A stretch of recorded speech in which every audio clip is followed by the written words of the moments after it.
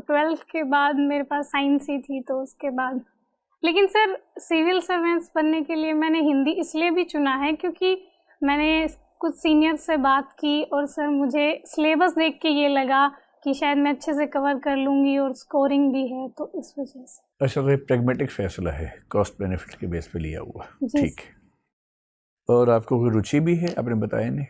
Hobbies में जी sir Ghoomar dance, singing and sir talking with my mother. अच्छा, अपनी मदर से बात करना आपकी रुचि है, गुड। आजकल ऐसे बच्चे कहाँ होते हैं जो पेरेंट्स से बात करें, ये तो बड़ी अच्छी बात है। तो मम्मी से बात करके आपको ये नहीं लगता कि उनकी जनरेशन की बातें आपकी जनरेशन से काफ़ी अलग हैं?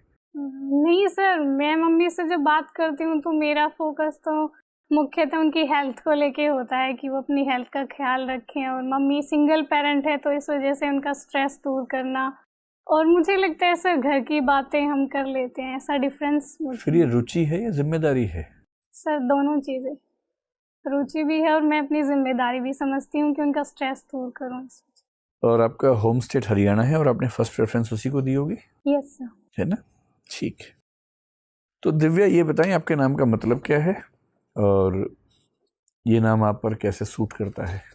सर मेरे नाम का मतलब है डिवाइन लस्टर और ब्रिलियंस, और सर मुझे ऐसा लगता है कि मैंने अपनी स्कूलिंग में और उसके बाद अपने कॉलेज में और अपने जो भी प्रयास है अपने लक्ष्यों को प्राप्त करने में ब्रिलियंस को हासिल करने की कोशिश की है।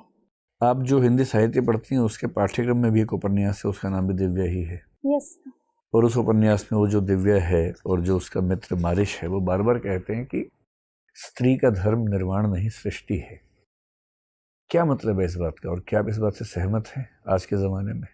सर मारिश का इससे मतलब है कि नारी को प्रकृति ने जो सर कर्तव्य दिया है सृष्टि को आगे बढ़ाने में, उसको वहीं अपना के चलना चाहिए। और सर जो निर्वाण का मार्ग है वो नारी के लिए श्रेष्ठ नहीं है। ठीक है।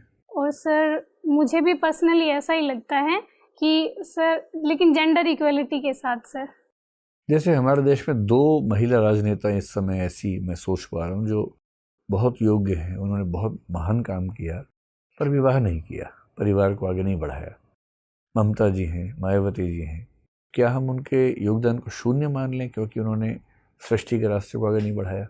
नहीं सर, ऐसा तो नहीं है सर। हर महिला की अपनी ये पर्सनल चॉइस है, और सर राजनीति के क्षेत्र में उन्होंने इतना अच्छा किया है, तो हम सिर्फ सृष्टि को आगे ले जाने के बेस पे कहीं किसी महिला का मूल्यांकन नहीं कर सकते। ठीक है। अब आप ये बताएं